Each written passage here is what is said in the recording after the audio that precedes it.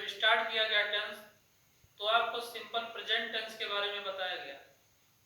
Simple present tense के बारे में बताया गया था कि वर्तमान समय में यानी जो मौजूदा समय है उसके बारे में ट्रांसलेट करने के लिए तरीके बताए गए। वो पूर्ण होने के बाद आपको सिंपल पास्ट टेंस के बारे में बताया गया।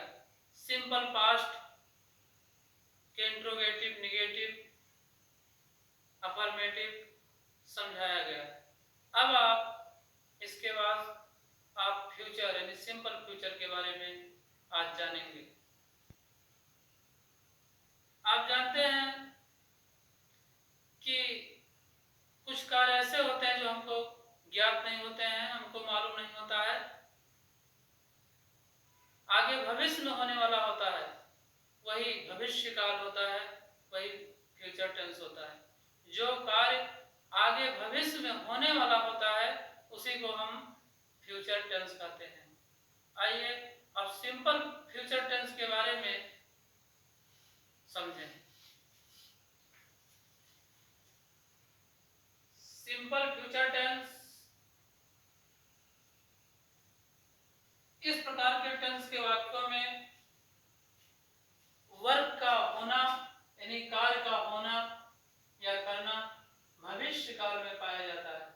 भविष्य काल में, आने वाले समय में इस टेंस के जितने सेंटेंस होंगे सबसे यही पता चलेगा कि कार्य भविष्य काल में होने वाला है। पहचान है इस टेंस के वाक्यों के अंत में गा, गी, गे आदि शब्द आते हैं। इस टेंस का कोई भी वाक्य रहेगा तो उसमें गा, गी, गे जरूर आएगा। इस टेंस के वाक्यों से कार्य के पूरा होने, अपूर्ण रहने, जारी रहने या लगातार होते रहने के विषय में कुछ भी ज्ञात नहीं होता है। जिस टेंस में सिंपल शब्द लगा हो या इसका प्राचीन नाम फ्यूचर इंडेफिनिट टेंस है, तो इसमें सब में यही बात जारी होती है कि इसके जो सेंटेंस होते हैं कार्य के पूरा होने यानी जो कार्य हो रहा है वो पूरा हुआ कि नहीं हुआ उसके विषय में हमें कुछ भी जानकारी नहीं होती है। अपूर्ण रहने, कार्य पूर्ण हुआ कि नहीं हुआ इसके बारे में भी हम कुछ नहीं पता लगा सकते हैं। लगातार होते रहने या जारी रहने, लगातार वर्क हो रहा है या जारी है, इसके बारे में भी हम कुछ नहीं समझते। यदि पहचान हो गई गा, गी, गे के रूप में और हम समझ गए कि यह टेंस सिंपल फ्यूचर टेंस का है तो हम फिर उसमें जो है सिंपल फ्यूचर टेंस की रूलिंग जो है लगाते हैं। इसके रूल देखिए, इस रूल को बताने से पहले आपको पर्सन के बारे में जानना बहुत जरूरी होता है। इंग्लिश में पर्सन होते हैं जिसको हिंदी में व्यक्ति कहते हैं। तो इंग्लिश में 3 पर्सन होते हैं, first person, second person, third person. First person क्या होता है? बात करने वाला। हम आपसे बात कर रहे हैं तो हम फर्स्ट पर्सन हुए। अब हम अपने लिए कितनी इंग्लिश यूज करेंगे सब्जेक्ट के रूप में, वही सब फर्स्ट पर्सन होगा। तो अपने लिए हम आई और वी, मात्र 2 शब्द हैं आई और वी, यानी आई और वी को ही हम फर्स्ट पर्सन कहेंगे क्योंकि हम अपने लिए जो है आई और वी ही यूज कर सकते हैं। सेकंड पर्सन बात सुनने वाला, यानी आप बात को सुन रहे हैं हमारी तो आप सेकंड पर्सन हुए। इसकी अंग्रेजी यू, सब्जेक्ट के रूप में यू एक तन्हा शब्द है जो कि हम हमेशा यूज करते हैं यू। इसके पहले आपके ग्रामर में एक शब्द था तू, THOU, तू शब्द था, लेकिन अब ये ग्रामर में देखने को नहीं मिलता, किसी सेंटेंस में देखने को नहीं मिलता तू शब्द। तो तू शब्द को ना मान करके सिर्फ एक शब्द है आपका यू। तो सेकंड पर्सन आप यू समझें, सिर्फ ओनली वन यू शब्द है। इसी प्रकार से थर्ड पर्सन जिसके बारे में हम चर्चा करते हैं, जिसके विषय में हम कोई बात कहते हैं, वो जो है थर्ड पर्सन हुआ। अब थर्ड पर्सन में ही, सी, इट, दे आदि तमाम ऐसे वर्ड्स हैं जो यूज किए जाते हैं। यानी यूं कहिए कि आई भी यू को छोड़कर शेष जितने भी सब्जेक्ट्स हैं वो सब थर्ड पर्सन में आते हैं। तो इस प्रकार से आपको हमने पर्सन बताया। अब बात यहाँ पर्सन की यह है कि आई भी के साथ शैल का यूज किया जाता है। सिंपल फ्यूचर टेंस में इसकी जो फर्स्ट रूलिंग है वो यह है कि आई भी यानी फर्स्ट पर्सन के साथ हम सदैव शैल का यूज करते हैं। और यह भी आपको बता दूं, शैल के साथ हमेशा मेन वर्ब का फर्स्ट फॉर्म ही यूज किया जाता है। कोई भी सेंटेंस हो, चाहे वो नेगेटिव का हो, चाहे अफर्मेटिव का हो, इंट्रोगेटिव का हो, कोई भी हो, हर हाल में अगर कहें शैल और विल दोनों के लिए एक साथ हम बता देते हैं, शैल और विल अगर आए तो हम मेन वर्ब का फर्स्ट फॉर्म ही यूज करेंगे। अर्थात सिंपल फ्यूचर टेंस में हम मेन वर्ब का फर्स्ट फॉर्म ही प्रयोग में लाते हैं। तो आई वी के साथ शैल का प्रयोग किया जाता है। शेष जितने सब्जेक्ट हैं आई वी को छोड़कर उनके साथ निसंदेह हम विल का यूज करेंगे, WILL विल। तो बहुत अच्छा आसान तरीका है कि आई वी यानी अपने के लिए फर्स्ट पर्सन के साथ हम शैल का प्रयोग करते हैं और जितने शेष सब्जेक्ट्स हैं, शेष कर्ता हैं, उनके साथ हम विल का यूज करते हैं। वहीं पर हम आपको एक नोट बताना चाहता हूं। नोट में है जहां धमकी आए, अनिवार्यता, बाध्यता, आदेश, संकल्प व्यक्त करने के लिए आई वी के साथ विल का यूज करेंगे और शेष कर्ताओं के साथ शैल का यूज करेंगे। यहाँ रूल अपोजिट हो गया है, उल्टा हो गया है। धमकी की बात आए, अनिवार्यता की बात आए, संकल्प की बात आए, बाध्यता की बात आए, तो वहां रूल को आप पलट दीजिए। जिस सब्जेक्ट के साथ हम शैल यूज करते थे उसके साथ विल यूज करेंगे और जिस सब्जेक्ट के साथ विल यूज करते थे उस सब्जेक्ट के साथ शैल यूज करेंगे। अब एग्जांपल्स देख लीजिए।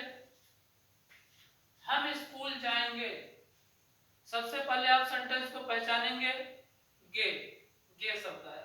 हम स्कूल जाएंगे, कब जाएंगे, जाएंगे कि नहीं जाएंगे,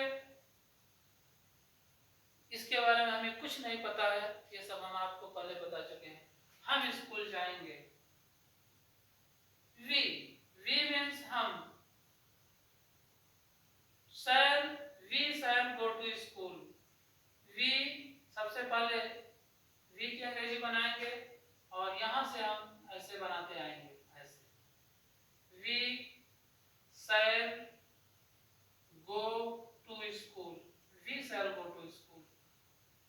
यानी ये मान के चलिए कि जहां गा गी आए उसकी अंग्रेजी आपको विल या शैल लिखना है सब्जेक्ट के अकॉर्डिंग। बस इतना आप समझ जाइए कि अगर गा गी आया है तो उसमें हमने विल या शैल लगाया है। ये देखिए, हम स्कूल जाएंगे तो we shall go to school. बस ऐसे we shall go to school. जाना, गो माने जाना, ये देखिए। तो वी के साथ शैल का यूज हो गया। तुम एक किताब पढ़ोगे, देखिए तुम, यू के साथ हम विल यूज करेंगे। यू गया, you will read a book. You will read a book. बस यहां से स्टार्ट करें, पीछे से बनाते चले आए और सब्जेक्ट के अकॉर्डिंग आगे के को आप विल या शैल मानेंगे।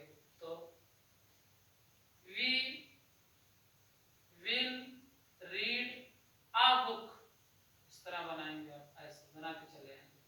हम क्रिकेट खेलेंगे, वी, सबसे पहले हम सब्जेक्ट लिखते हैं वी, इसकी अंग्रेजी हो जाएगी शैल, वी के साथ शैल यूज करेंगे, वी, फिर यहां से आप जो है डायरेक्ट यहां पहुंच गए फर्स्ट के बाद एकदम लास्ट में, we shall play cricket, we shall play cricket. अब आप देखिए अनिवार्यता में क्या होता है, तुम्हें वहां जाना पड़ेगा, ये कंपलसरी है, ये जरूरी है, ये मजबूरी है, तुम्हें वहां जाना पड़ेगा। सेंटेंस से ही पता चल रहा है कि अनिवार्य है कि तुमको वहां जाना पड़ेगा। यू, आप देख लीजिए, तो यहां हम इस प्रकार से यू शैल, यू के साथ विल यूज होता है, लेकिन कंपलसरी है जाना, तो इसलिए यू के साथ हम will, you will go there, you will go there, you will go there, you will go there, तुम्हें वहां जाना पड़ेगा, जरूरी है। हम क्रिकेट अवश्य खेलेंगे, अवश्य शब्द आ गया, अगर अवश्य शब्द आ जाए तो जान जाइए कि नियम आप उलट देंगे, आई वी के साथ विल का यूज करेंगे, शेष करता हूं साथ से, हम क्रिकेट अवश्य खेलेंगे, वी विल प्ले क्रिकेट, अवश्य की कोई अंग्रेजी नहीं, यही आप नियम को चेंज कर दिए, वही अवश्य हो गया, जरूरी हो गया, अनिवार्यता हो गया, वी